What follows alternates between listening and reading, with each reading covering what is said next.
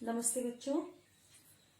ये तो आप जानते हैं कि किसी व्यक्ति, प्राणी, वस्तु, स्थान, भाव के नाम को हम संज्ञा कहते हैं।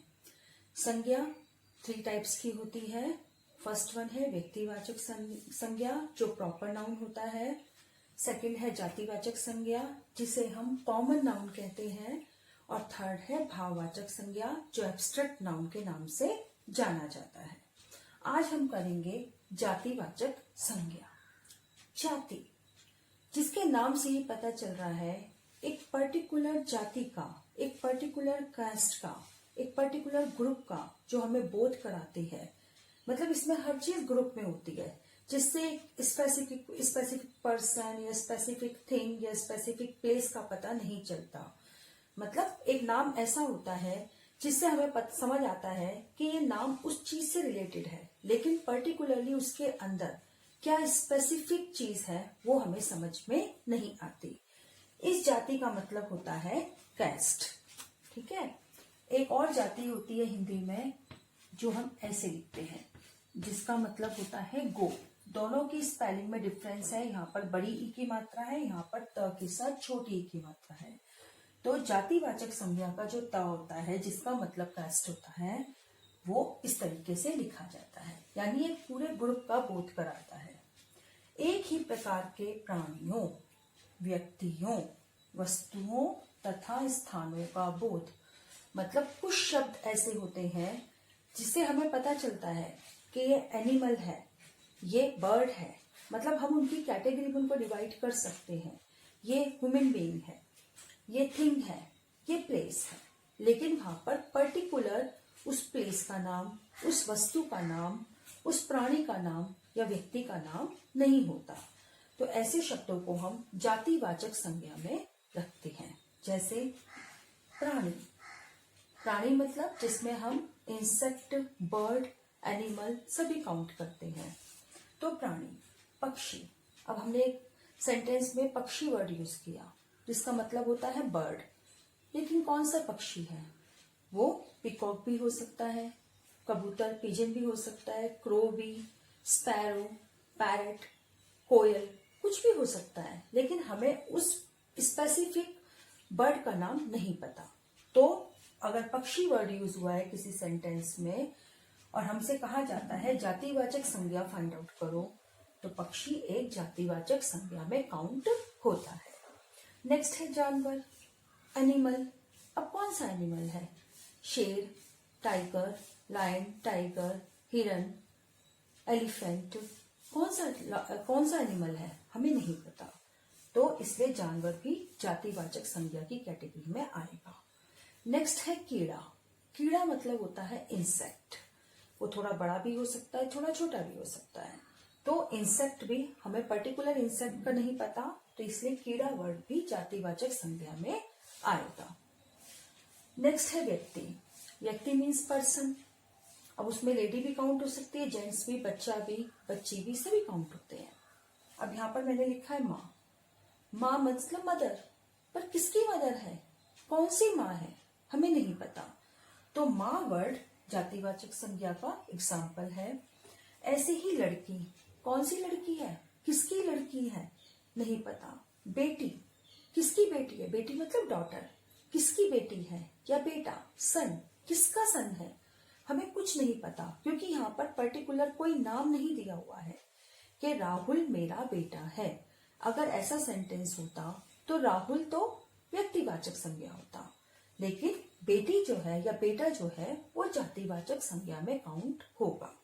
पिता, कौन सा पिता है, किसके फादर है, हमें नहीं पता। तो पिता, माता, बहन, बेटी, लड़की, लड़का, इवन आर्मी, फौज, सेना, तो ये सब कुछ। सेना, अब सेना में तो बहुत सारे लोग होते हैं। हम किसी को भी, हम एक सैनिक, हमारे सामने एक पर्सन आता है जिसको हम सैनिक कहकर बुलाते हैं, लेकिन वो सैनिक है मगर पर्टिकुलर कोई नाम मेंशन नहीं है वहां पर किस कंट्री का सैनिक है वो, क्योंकि सभी कंट्री के अपने अपने सैनिक होते हैं, लेकिन हमने उसे एक नाम दिया सैनिक। तो सैनिक का मतलब भी जातिवाचक संज्ञा हो गया। कोई भी चीज वहां पर पर्टिकुलरली मेंशन नहीं की जा रही है, तो हम ऐसे वर्ड्स को जो एक पूरे ग्रुप का बोध कराते हैं, ग्रुप का फील कराते हैं, हम उन्हें जातिवाचक संज्ञा कहते हैं। नेक्स्ट, स्थान, प्लेस, पर्वत, माउंटेन। कौन सा माउंटेन है? हिमालय माउंटेन है, अरावली माउंटेन है, नीलगिरीज है, क्या है? कुछ भी नहीं पता। तो पर्वत शब्द जातिवाचक है। अगर यहाँ पर पर्टिकुलरली उन्होंने मेंशन किया होता हिमालय पर्वत, तो हिमालय किसमें काउंट होता? व्यक्तिवाचक, प्रॉपर नाउन में वो काउंट होता। लेकिन अगर इन्होंने कुछ मेंशन नहीं किया है तो पर्वत का मीनिंग होता है कोई सा भी पर्वत उसके अंदर आ सकता है, जातिवाचक संज्ञा। बाग, बाग मीन्स होता है गार्डन। उपवन, उपवन मीन्स भी होता है गार्डन। कौन सा गार्डन है? हमें नहीं पता, तो इसलिए गार्डन भी जातिवाचक संज्ञा का एग्जाम्पल है। देश और शहर, शहर मतलब होता है सिटी, जिसे हम नगर भी कहते हैं। कंट्री, देश मीन्स कंट्री। अब कंट्री या सिटी, कौन सी कंट्री है? बहुत सारी कंट्रीज है वर्ल्ड में, तो बहुत सारी सिटीज हैं। एक कंट्री में ना जाने कितनी सिटी है। तो ऐसे कंट्री, सिटी, नगर, हम इन सबको जातिवाचक संज्ञा के अंतर्गत रखते हैं। उसके बाद आ जाता है, मान लीजिए कोई स्थान आता है गांव, तो गांव, अब कौन सा गांव है? कौन सा विलेज है? पर्टिकुलरली कोई विलेज नहीं है। वो यूपी का विलेज भी हो सकता है, कर्नाटका का विलेज भी हो सकता है, महाराष्ट्र का विलेज भी हो सकता है। कहाँ का है हमें क्या पता। तो इसलिए गांव शब्द भी इसी कैटेगरी में अंदर आएगा।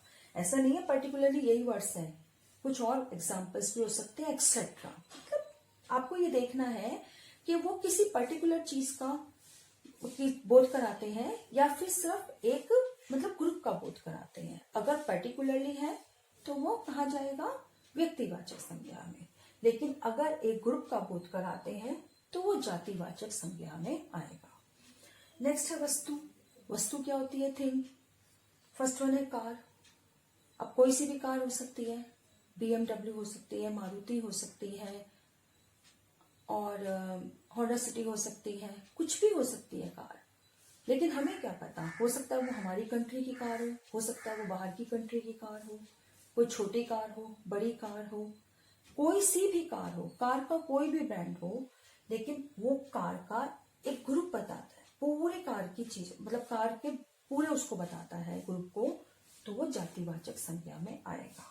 मोबाइल, मोबाइल तो हम सब यूज करते हैं और हमें इतना पता है कि मोबाइल सैमसंग होता है, सैमसंग गैलेक्सी होता है, नोकिया, +1, बहुत सारी मोबाइल की वैरायटीज होती है। तो वो सारी एक मोबाइल की कैटेगरी में आ जाएगा, मोबाइल के ग्रुप में आ जाएगा, तो हम उसको जातिवाचक संज्ञा में रखेंगे। पेन, बहुत सारे पेन होते हैं डिफरेंट स्टाइल के, डिफरेंट टाइप के। इसी तरीके से डिफरेंट टाइप के पेन होते हैं, डिफरेंट टाइप की पेंसिल्स होती है। तो ये सब कुछ जहां पर जो शब्द हमें प्रॉपर एक ग्रुप का बोध कराते हैं उन्हें हम जातिवाचक संज्ञा कहते हैं, क्योंकि जाति का मीनिंग ही ये होता है एक ग्रुप, एक कास्ट, मतलब कास्ट से रिलेटेड, पर्सन की कास्ट हो सकती है, लेकिन जातिवाचक संज्ञा में जाति का मतलब है कास्ट या ग्रुप, दोनों चीजें इसमें काउंट होंगी। तो जातिवाचक संज्ञा क्या है? एक ही प्रकार के प्राणियों, व्यक्तियों, वस्तुओं और स्थानों का बोध कराने वाले शब्द जातिवाचक संज्ञा कहलाते हैं। अभी हम इसके कुछ एग्जांपल्स देखते हैं जातिवाचक संज्ञा के। जैसे एक ही विद्यालय के छात्र हैं, एक ही विद्यालय के छात्र हैं। विद्यालय, स्कूल, कौन सा स्कूल है?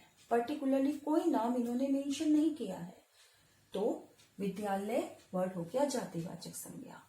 अब मैंने बताया सेंटेंस, एक ही विद्यालय के छात्र हैं, तो छात्र, स्टूडेंट्स, कोई से भी स्टूडेंट्स हो सकते हैं। स्टूडेंट्स में तो गर्ल और बॉय दोनों काउंट होते हैं, तो छात्र वर्ड भी जातिवाचक संज्ञा का उदाहरण है। नेक्स्ट है, देश की सेना हमेशा तैयार रहती है।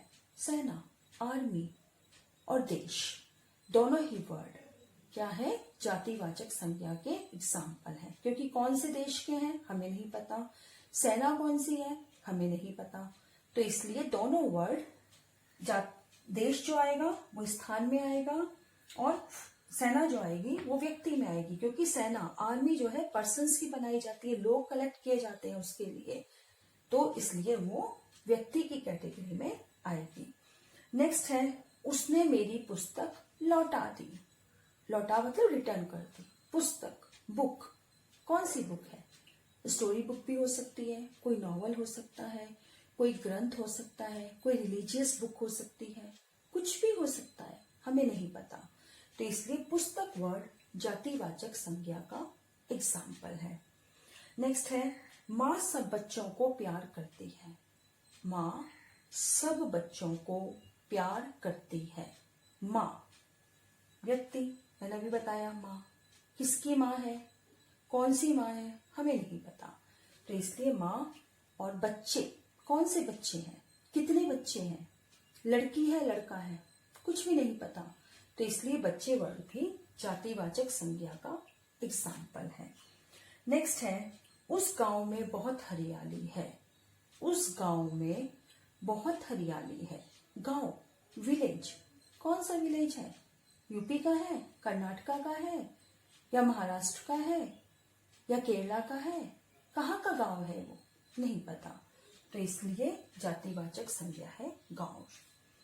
नेक्स्ट है नदी का पानी स्वच्छ है। नदी, नदी क्या है? रिवर। अब कौन सी नदी का पानी स्वच्छ है? कावेरी का, ब्रह्मपुत्र का, यमुना का, गंगा का, सतलुज का, किसका है? कुछ नहीं पता।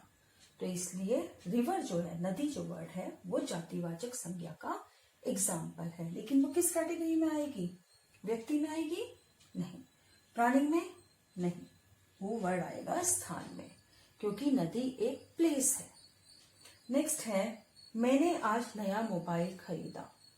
मोबाइल, अभी मैंने आपको बताया था मोबाइल डिफरेंट डिफरेंट ब्रांड के हो सकते हैं, तो इसलिए मोबाइल वर्ड से हमें एक पर्टिकुलर मोबाइल का नहीं पता चल रहा कि उसने नोकिया का खरीदा है या +1 खरीदा है, सैमसंग का खरीदा है, किसका खरीदा है उसने, हमें नहीं पता। तो इसलिए मोबाइल वर्ड जातिवाचक संज्ञा का एग्जाम्पल है।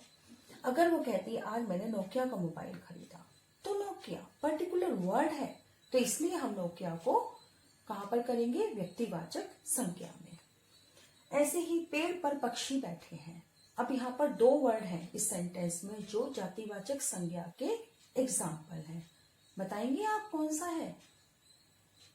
पहला वर्ड है पेड़। कौन सा पेड़ है? मैंगो ट्री है, बनाना ट्री है, एप्पल ट्री है, नीम ट्री है, पीपल है, कौन सा है? नहीं पता। तो पेड़। और सेकंड है पक्षी। कौन सा बर्ड है? स्पैरो है, पैरेट है, कोयल है, पिजन है, क्रो है, कौन सा बर्ड है? कुछ नहीं पता। तो पेड़ और पक्षी दोनों ही वर्ड जातिवाचक संज्ञा के एग्जाम्पल हैं। नेक्स्ट है उसकी कार पुरानी हो गई है। कार, अभी बताया मैंने आपको कार का कि डिफरेंट डिफरेंट ब्रांड हो सकते हैं कार के, तो हमें नहीं पता कि कौन सी कार है, हमारी कंट्री की है, बाहर की है, छोटी है, बड़ी है, किस ब्रांड की कार है। तो जब हमें कुछ पर्टिकुलर चीज का नहीं पता तो कार का पूरा ग्रुप को शो करता है, पूरे ग्रुप का हमें बोध कराता है, पूरे ब्रांड का हमें बोध कराता है। तो ऐसे वर्ड्स को हम जातिवाचक संज्ञा के नाम से जानते हैं। अब क्लियर हुआ? अब है जातिवाचक संज्ञा 2 टाइप्स की होती है। फर्स्ट है समूहवाचक संज्ञा। समूह का मीनिंग होता है ग्रुप, जिसे हम कलेक्टिव नाउन कहते हैं। नेक्स्ट है द्रव्यवाचक संज्ञा, जो कि मटेरियल नाउन के नाम से जानी जाती है।